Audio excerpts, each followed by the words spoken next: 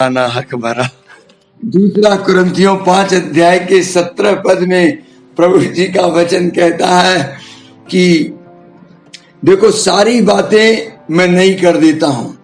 वहां लिखा है जो मसीह यीशु में है उनके लिए वो मसीह में नई सृष्टि है। If you are in Christ then you are a new creation, brand new person. Totally सब कुछ आपका बदल जाता है, सब कुछ चेंज हो गया। वहां क्लियर लिखा है पुरानी बातें बीत गई, देखो सब कुछ नया हो गया। सब कुछ नया होने का अर्थ क्या है? तो आप पढ़ें दूसरा पत्रस 1 अध्याय के 3 पद में, वहां लिखा है जो कुछ भी जीवन से संबंधित है और जो कुछ भक्ति से संबंधित है वो सब कुछ, यानी टोटल चीज आ गई। जीवन से संबंधित, भक्ति से संबंधित सारी चीजें, सब कुछ ये नया कर देता है। तो नया उसके लिए होता है जो मसीह में है। अगर आप मसीह में नहीं हैं तो फिर ये आयत आप पे लागू नहीं हो पाएगी। डोंट माइंड प्लीज, है ना, मेरी बात का बुरा ना मानना। लिखा है जो मसीह में है, इन क्राइस्ट होना जरूरी है। तो क्या अर्थ है इन क्राइस्ट होने का? इन क्राइस्ट होने का अर्थ ये है, रोमन 8 चैप्टर 1 वर्स में लिखा है कि जो मसीह यीशु में है उन पर दंड की कोई आज्ञा नहीं।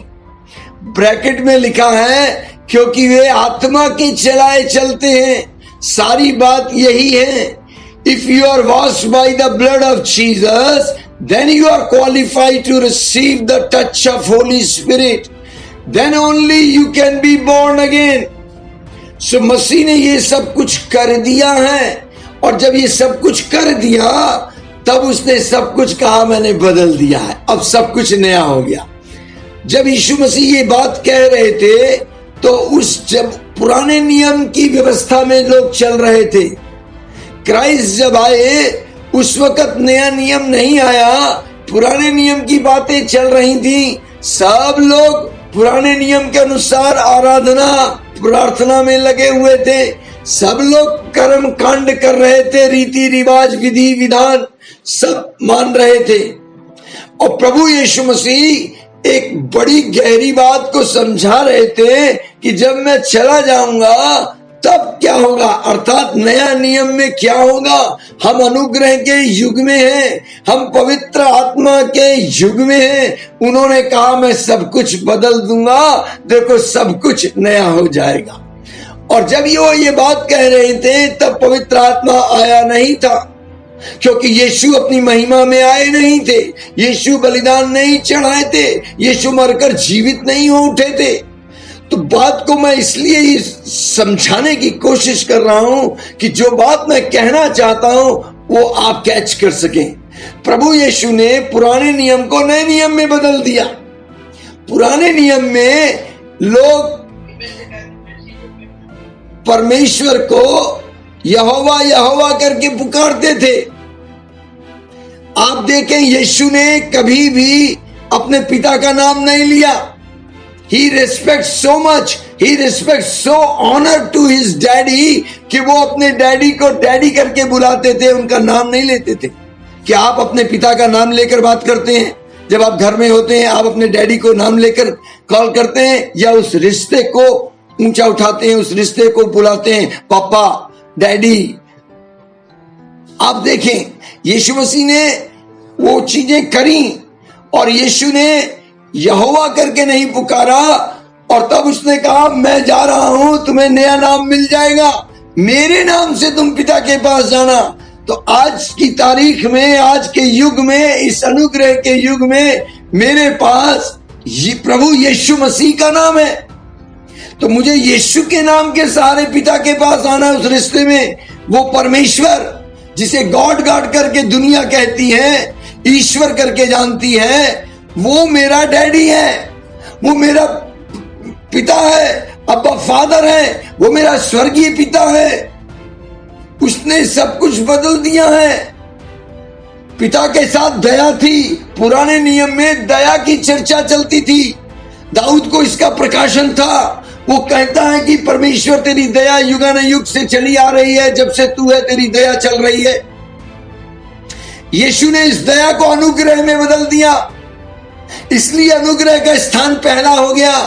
परमेश्वर की दया उसके बेटे को क्रूस पे ले आई, और उसका बेटा जब आया तो अनुग्रह और सच्चाई को लेकर आया। आज मुझे और आपको अनुग्रह की जरूरत है। बिना उसके अनुग्रह के मैं उद्धार पा ही नहीं सकता, मुक्ति ही नहीं पा सकता। मेरा विश्वास और प्रभु का अनुग्रह जब दोनों मिलते हैं तो मेरे अंदर साल्वेशन आता है, और वो साल्वेशन का मैं फिर आनंद उठाने लगता हूं। जब साल्वेशन का पैकेज मेरे अंदर आता है, इस पैकेज के अंदर सब कुछ है अजीजों, साल्वेशन के अंदर सब कुछ है। मैं इस पे बोल नहीं रहा हूं, कभी मौका होगा समझा दूंगा। यहां तक यीशु ने बदल दिया कि हाउस ऑफ गॉड को उसने बॉडी ऑफ गॉड कह दिया।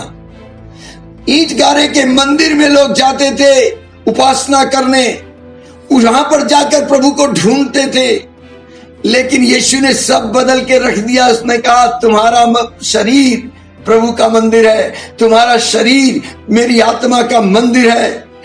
मसीह परमेश्वर प्रभु आपके अंदर वास करता है। Whole Trinity is living in you, your body is his dwelling place. ये उसने प्रकाशन की बात कही। तो मैं बताना ये चाह रहा हूं, प्रभु यीशु जी ने आकर सब कुछ बदल दिया, और ये सब बदलाव उसके लहू के वसीले से मिल जाता है। बाइबल मेरी कहती है याकूब की पुस्तक 5 अध्याय के 13 पद में, जो दुखी है वो प्रार्थना करे, और जो आनंदित है वो स्तुति के भजन गाए, आराधना करे, उसकी महिमा करे, उसकी प्रशंसा करे, उसकी बड़ाई करे और उसकी तारीफ करे, गुणानुवाद करे, उसको एग्जॉल्ट करे, उसको अडोर करे, मैग्नीफाई करे, उसे ऊंचा ऊंचा और ऊंचा उठाए। आप जिससे प्यार करते हैं हमेशा आप उसकी तारीफ करते हैं, चाहे कितनी भी कमी गलती घटी क्यों ना हो। प्यार करने वाला सब बातों पे पर्दा डाल देता है। आप अपने बच्चों की गलती पर पर्दा डाल देते हैं, क्यों?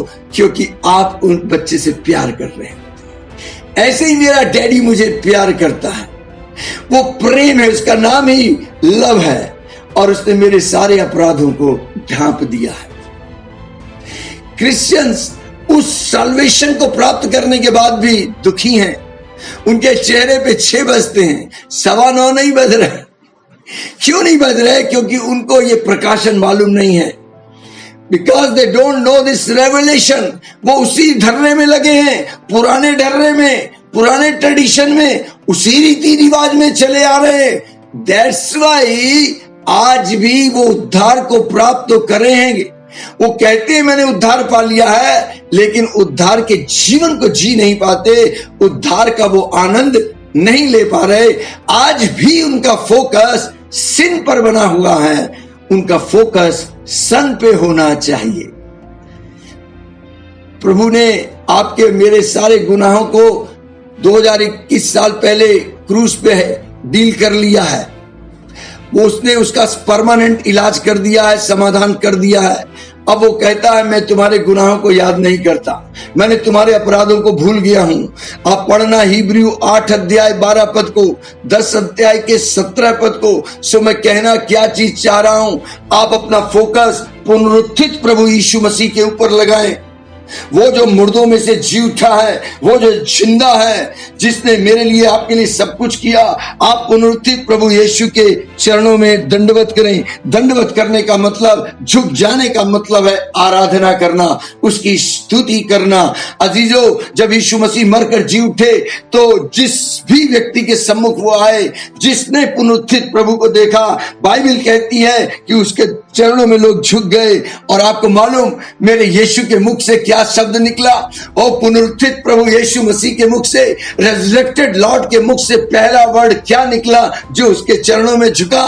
उसने कहा पीस बी अनटू यू, तुम पर शांति बनी रहे। शालोम कहा उसने। और क्या चाहिए आपको? शांति आपको मिल जाती है। प्रभु जो पुनरुत्थित प्रभु है, जब मैं उसके चरणों में आता, उसके चरणों में झुकता हूं। इससे पहले कि मैं आपको प्रार्थना और आराधना का डिफरेंशिएट करके दिखाऊं, मुझे कहने से मत रोकिए, आज मुझे कहने दीजिए। मैं अपनी भाषा में समझाना चाहता हूं कि प्रेयर क्या है और आराधना क्या है, और 2-3 दिन के बाद मैं असल मीनिंग बताऊंगा वर्शिप का। तब तक के लिए मैं आपको ग्राउंड तैयार करके दे रहा हूं।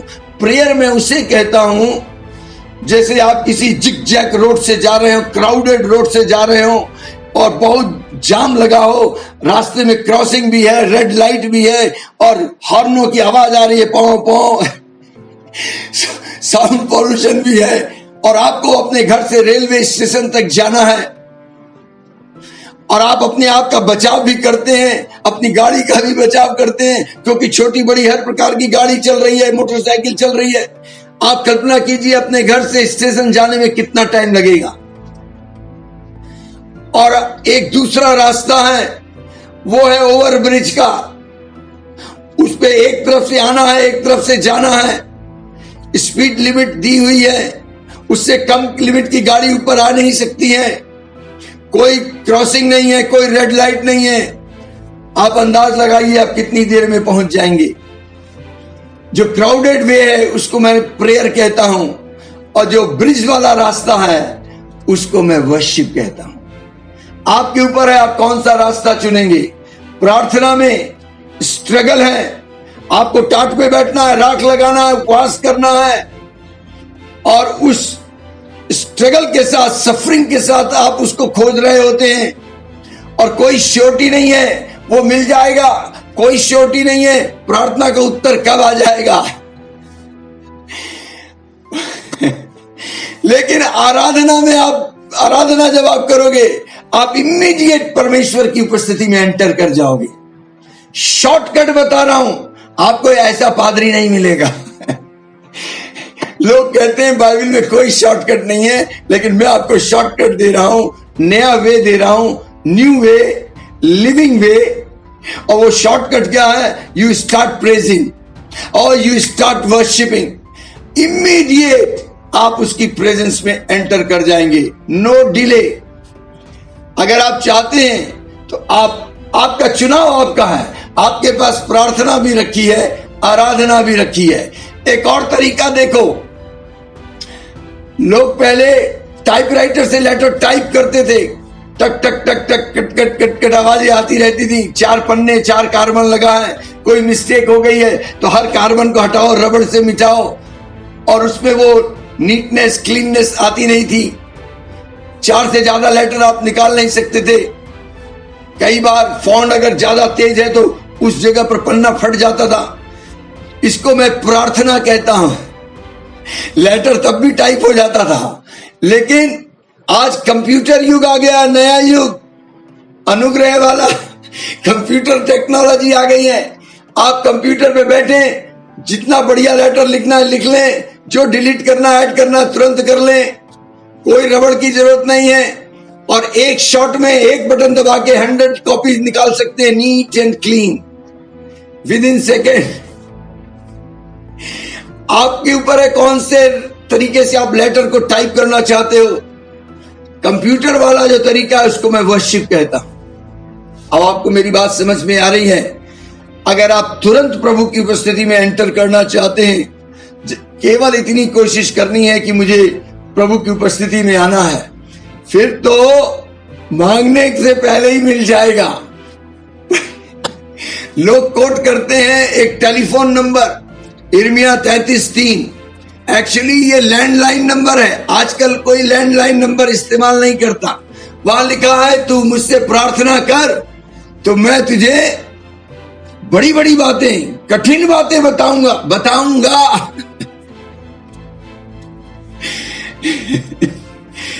बताऊंगा जिसको तू समझ नहीं पा रहा। मैं इसे कहता हूं ये लैंडलाइन नंबर है। आजकल जमाना है मोबाइल का, व्हाट्सएप का। खाली टच करो तो वॉइस मैसेज भी भेज दो, मिस कॉल भी दे दो, कॉल बैक आ जाएगी। आपको चाहिए ऐसा नंबर? बाइबल कहती है आइजाया 65 वर्स 24, वो है आपका मोबाइल नंबर। लैंडलाइन नंबर को मैं प्रेयर कहता हूं, मोबाइल नंबर को मैं वर्शिप कहता हूं। आपके हाथ में है, आप किसको चुनाव करें। मेरा कहने का अर्थ केवल इतना था, इन सब बातों को लेकर कि वर्शिप, प्रेयर को यीशु ने वर्शिप में ट्रांसफर कर दिया। जैसे उसने भय को, परमेश्वर के भय को उसने परमेश्वर के प्रेम में बदल दिया। भय जो होता है, भय में आप आज्ञा मानते हैं, डर है, अरे मैं ऐसा नहीं करूंगा तो मेरे साथ ऐसा हो जाएगा। एक डर के साथ आप आज्ञा पालन कर रहे हैं। यीशु ने क्या करा, उसने कहा पहला यूहन्ना 4:8 में और 4:18 में कि परमेश्वर तो प्रेम है। सिद्ध प्रेम भय को दूर कर देता है, क्योंकि भय का संबंध दंड से है, दंड ना आ जाए। परमेश्वर कह रहा है तुझ पर दंड की कोई आज्ञा नहीं। क्यों? क्योंकि तू मसीह में है। हालेलुया, तू मसीह में है। मैं प्रेम हूं। संत पौलुस कहते हैं, उन्होंने कहा, जब पहला कुरिन्थियों 12वां अध्याय बोला, उसमें गिफ्ट ऑफ होली स्पिरिट है, manifestation of the gift Holi spirit. और जब उन्होंने 12वें अध्याय को समाप्त कर रहे थे, उन्होंने कहा मैं चाहता हूं तुम आत्मिक वरदानों की धुन में रहो, यानी वरदानों को प्राप्त करने की चाह रखो। लेकिन जब 13वां अध्याय शुरू किया, पहला कुरिन्थियों 13, उन्होंने कहा मैं तुम्हें एक बहुत उत्तम मार्ग बताता हूं, बेस्ट वे। क्या नया रास्ता, क्या रास्ता? कि अगर तुम्हारे पास सारे गिफ्ट हों, तुम स्वर्गदूतों की बोलियां बोलो, अन्य भाषा में बोलो, तुम चमत्कार कर दो, मुर्दों को जिंदा करने की सामर्थ्य रखो, लेकिन अगर मोहब्बत ना करो, प्यार ना करो, तो सब जीरो है, झंझनाती हुई झांझ। प्यार जो है पवित्र आत्मा का फल है, पहला फल।